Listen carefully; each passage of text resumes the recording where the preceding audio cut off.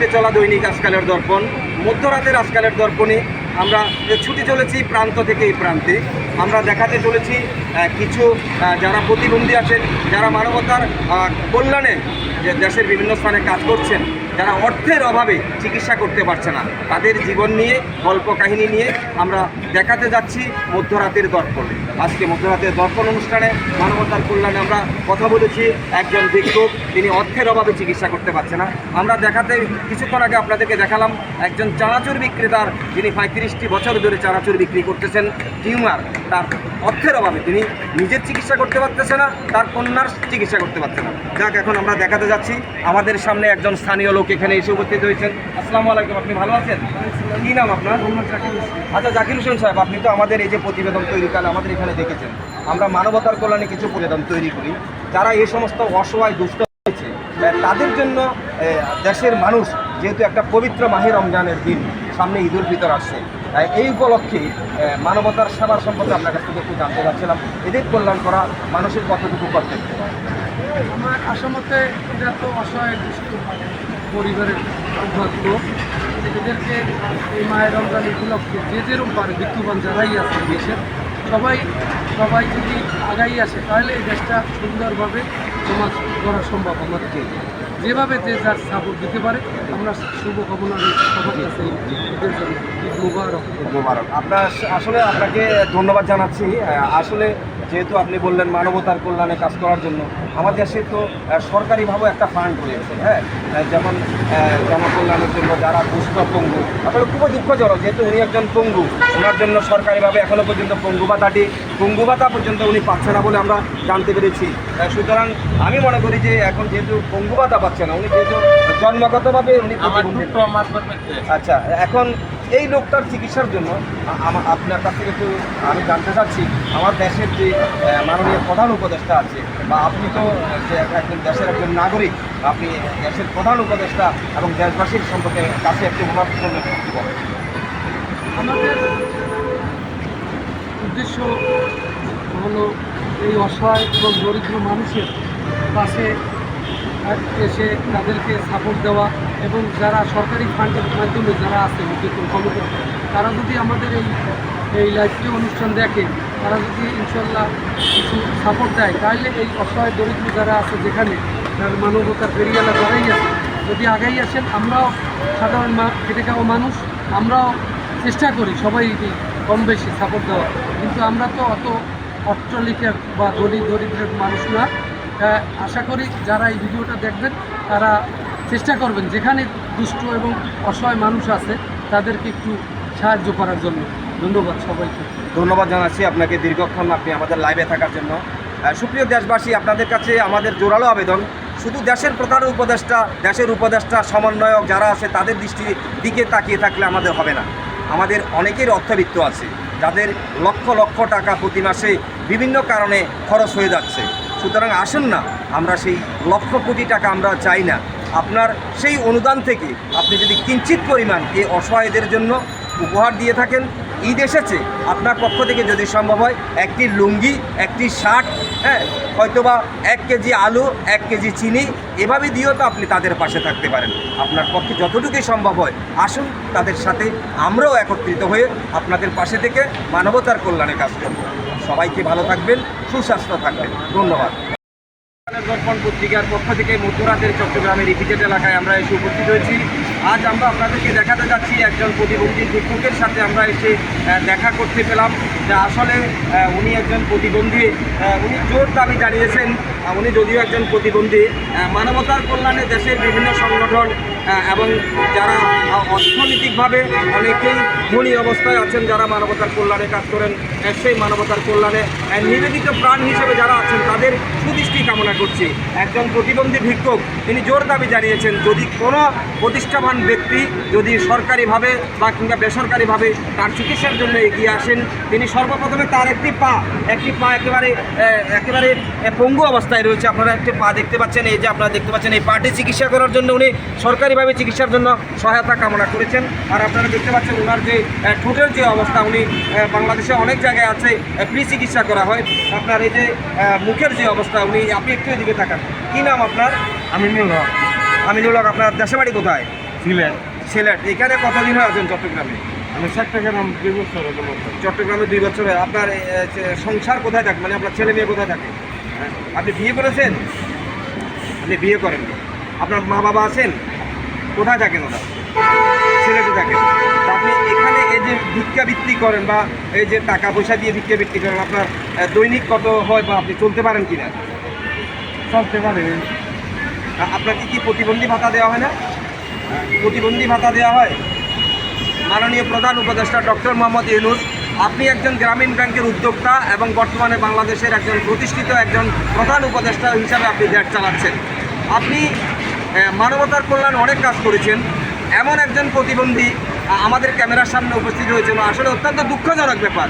একজন প্রতিবন্ধী এখনও তিনি সে প্রতিবন্ধী ভাতা পাচ্ছে না। এর চেয়ে বড় দুঃখজনক আর কিছু হতে পারে না। আমরা জোর দাবি জানাচ্ছি বাংলাদেশে এরকম যারা প্রতিবন্ধী রয়েছে তাদের পাশে। আমার ছোট্ট মার করতে। হ্যাঁ, ছোট্ট মার করতে। আচ্ছা, আপনার ঠোঁট হচ্ছে মায়ের গর্ভ থেকে। উনি বলছেন ওনার যে ঠোঁট আছে ওনার ঠোঁটটা মায়ের গর্ভ থেকে এরকম, কিন্তু আমরা জানি দেশে বিদেশে এখন অত্যাধুনিক চিকিৎসা রয়েছে। যেহেতু উনি একজন প্রতিবন্ধী, ওনার আর্থিক অবস্থা নেই, তাহলে মাননীয় প্রধান উপদেষ্টা ডক্টর মোহাম্মদ ইউনূস স্যার, আপনার কাছে জোরালো আবেদন জানাচ্ছি। আপনার যেহেতু দেশের বাড়ি চট্টগ্রামে, আমরা আজ চট্টগ্রামে এসে উপস্থিত হয়েছি। চট্টগ্রামের যে আমরা সিপিজেড এলাকায় আছি, আপনি যদি সুদৃষ্টি কামনা করেন এমন একজন প্রতিবন্ধীকে আপনি মানবতার কল্যাণে চিকিৎসার জন্য আপনি চট্টগ্রাম জেলা প্রশাসককে যদি নির্দেশ দেন, কিংবা যারা বৃত্তশালী রয়েছেন তাদেরও সুদৃষ্টি কামনা করছি।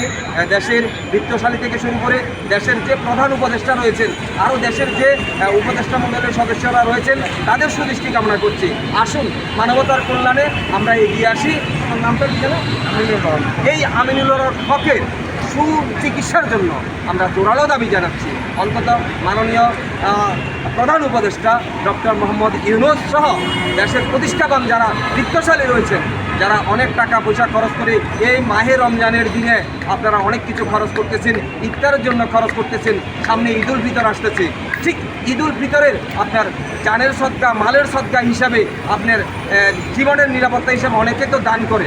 আসুন না আমরা সেই দানের টাকা দিয়ে সেই সেলিম না আমিনুল হক, এই আমিনুল হকের চিকিৎসাটা যেন আমরা করতে পারি। অবশেষে আজকে এই আমিনুল হকের মানবতার জীবনের পাশ থেকে আমি জোরালো দাবি জানাচ্ছি। দৈনিক আজকালের দর্পণের লাইভ অনুষ্ঠান থেকে দেশে বিদেশে আপনারা যেখান থেকে এই প্রোগ্রামটি দেখছেন, মানবতার কল্যাণে আপনারা যদি এই আমিনুল হকের চিকিৎসার জন্য পাশে দাঁড়াতে চান, তাহলে হয়তো আমাদের ভিডিওটি দেখে আপনারা আমাদের সাথে কমেন্ট বক্সে যোগাযোগ করলে আমরা এই আমিনুল হককে খুঁজে নেব, তাকে চিকিৎসা করার জন্য আপনাদের দ্বারগোড়ায় পৌঁছে দেব। অবশেষে সবার সুস্বাস্থ্যতা কামনা করছি। জীবন কৃষ্ণ দেবনাথ, সিইপিজেড, চট্টগ্রাম। দর্পণ পত্রিকার পক্ষ থেকে মধ্যরাতের চট্টগ্রামের ইপিজেড এলাকায় আমরা এসে উপস্থিত হয়েছি।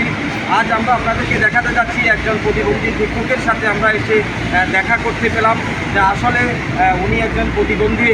উনি জোর দাবি জানিয়েছেন, উনি যদিও একজন প্রতিবন্ধী, মানবতার কল্যাণে দেশের বিভিন্ন সংগঠন এবং যারা অর্থনৈতিকভাবে অনেকেই ধনী অবস্থায় আছেন, যারা মানবতার কল্যাণে কাজ করেন, সেই মানবতার কল্যাণে নিবেদিত প্রাণ হিসেবে যারা আছেন তাদের সুদৃষ্টি কামনা করছি। একজন প্রতিবন্ধী ভিক্ষুক তিনি জোর দাবি জানিয়েছেন, যদি কোনো প্রতিষ্ঠাবান ব্যক্তি যদি সরকারিভাবে বা কিংবা বেসরকারিভাবে তার চিকিৎসার জন্য এগিয়ে আসেন, তিনি সর্বপ্রথমে তার একটি পা একেবারে পঙ্গু অবস্থায় রয়েছে। আপনারা একটি পা দেখতে পাচ্ছেন, এই যে আপনারা দেখতে পাচ্ছেন, এই পাটি চিকিৎসা করার জন্য উনি সরকারিভাবে চিকিৎসার জন্য সহায়তা কামনা করেছেন। আর আপনারা দেখতে পাচ্ছেন ওনার যে ঠোঁটের যে অবস্থা, উনি বাংলাদেশে অনেক জায়গায় আছে ফ্রি চিকিৎসা করা হয়। আপনার এই যে মুখের যে অবস্থা, উনি আপনি একটু এদিকে তাকান। কী নাম আপনার? আমিনুল হক। আমিনুল হক। আপনার দেশের বাড়ি কোথায়? সিলেট। সিলেট। এখানে কতদিন হয়ে আছেন চট্টগ্রামে? আমি চট্টগ্রাম 2 বছর হলো মতো। চট্টগ্রামে 2 বছর হয়। আপনার সংসার কোথায় থাকে, মানে আপনার ছেলে মেয়ে কোথায় থাকে? হ্যাঁ, আপনি বিয়ে করেছেন? আপনি বিয়ে করেননি। আপনার মা বাবা আছেন? কোথায় থাকেন ওরা? সিলেটে থাকেন। তা আপনি এখানে এই যে ভিক্ষাবৃত্তি করেন বা এই যে টাকা পয়সা দিয়ে ভিক্ষাবৃত্তি করেন, আপনার দৈনিক কত হয় বা আপনি চলতে পারেন কিনা? চলতে পারে। আপনাকে কি প্রতিবন্ধী ভাতা দেওয়া হয় না? প্রতিবন্ধী ভাতা দেওয়া হয়। মাননীয় প্রধান উপদেষ্টা ডক্টর মোহাম্মদ ইউনূস, আপনি একজন গ্রামীণ ব্যাংকের উদ্যোক্তা এবং বর্তমানে বাংলাদেশের একজন প্রতিষ্ঠিত একজন প্রধান উপদেষ্টা হিসাবে আপনি দেশ চালাচ্ছেন। আপনি মানবতার কল্যাণে অনেক কাজ করেছেন।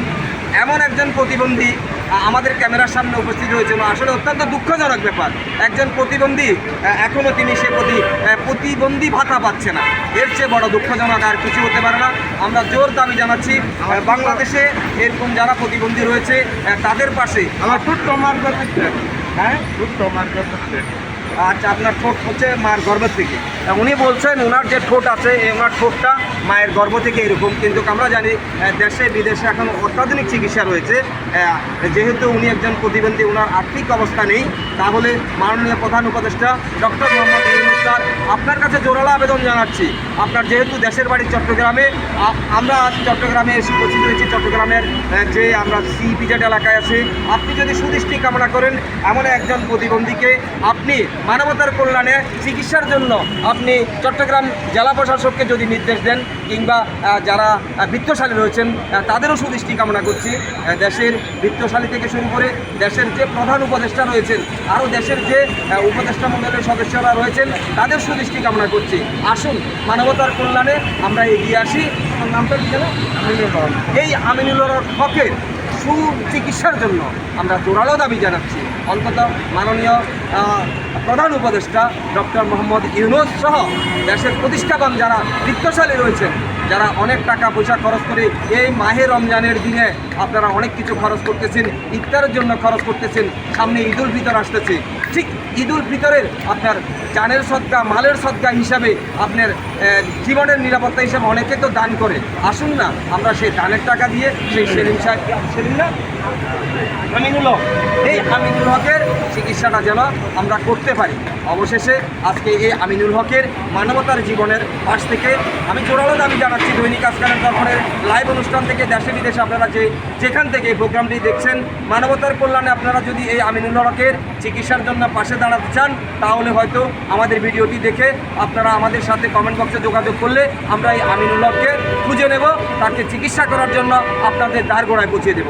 অবশেষে সবার সুস্বাস্থ্যতা কামনা করছি। জীবন কৃষ্ণ দেবনাথ, সিইপিজেড, চট্টগ্রাম। দৈনিক আজকালের দর্পণের মধ্যরাতের চট্টগ্রাম শহর।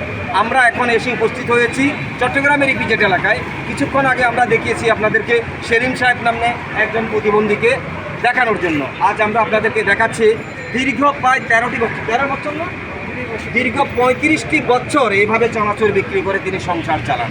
আজ আমরা সেই চানাচুর বিক্রেতার সাথে আমরা কথা বলবো, তার জীবনের গল্প কাহিনী শুনব। আপনাদের মাঝেও যদি কেউ আপনাদের জীবনের গল্প শোনাতে চান, তাহলে আপনারা অবশ্যই আমাদের ইনবক্সে যোগাযোগ করবেন। আমাদের দর্পণ টিভি এবং দৈনিক আজকালের দর্পণ ঠিক আপনাদের দোরগোড়ায় পৌঁছে যাবে। আপনাদের সাক্ষাৎকারটি আপনারা আমাদের স্যাটেলাইট চ্যানেল থেকে শুরু করে আমাদের যে ইউটিউব চ্যানেল আছে আপনারা সেখানে দেখতে পাবেন। যাই হোক, আমরা সেই চানাচুর বিক্রেতার সাথে কথা বলব। কী সমস্যা আপনার? আপনার নামটা প্রথমে জানতে। আমার নাম মোহাম্মদ জসিম উদ্দিন। আচ্ছা জসিম সাহেব, আপনার দেশের বাড়ি কোথায়? আমার দেশের বাড়ি নীলফামারী, থানা জেলার নীলফামারী। তো আপনি কি চট্টগ্রামে থাকেন? আপনার কি পরিবার এখানে থাকে? পরিবার ছিল, এখন বাড়িতে আমার মা মারা বাড়িতে। আপনার ছেলে সন্তান কজন? দুটো ছেলে, দুটো মেয়ে। আচ্ছা, ওরা কি পড়ালেখা করে? পড়ালেখা করে, এখন আমি দিতে পারি না পড়ালেখাটা। কতটুকু পড়ালেখা করছি? 9 পর্যন্ত পড়ি। সুপ্রিয় দর্শক, মানবতার কল্যাণে দেশের তো অনেকে রয়েছেন। একজন চানাচুর বিক্রেতা দীর্ঘদিন পর্যন্ত, দীর্ঘ 35টি বছর উনি চানাচুর বিক্রি করে তার সংসার চালাচ্ছেন, অত্যন্ত মানবতার জীবন কাটাচ্ছেন। তার কাছে নেই কোনো অর্থবিত্ত। আজকে যদি সেই অর্থবিত্ত যদি থাকতো, এমনই একজন লোক আজকে চানাচুর বিক্রির জন্য রাস্তায় ঘুরতো না।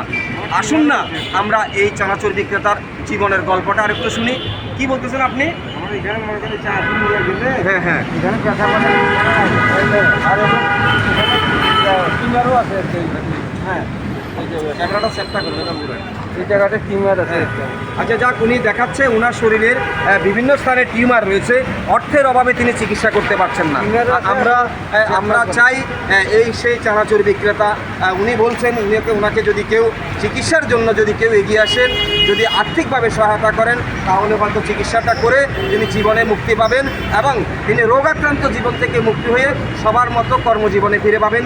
চানাচুর বিক্রি করে হলেও বাকি জীবনটা তিনি সংসারটা সুন্দরভাবে চালাবেন। তার ছেলে সন্তানগুলোকে পড়ালেখা করিয়ে সুশিক্ষিত করে আমাদেরকে একটি শিক্ষিত সমাজ হিসাবে আমাদেরকে দিবেন। যাই হোক, আপনার কাছ থেকে আরও একটু জানতে চাচ্ছি।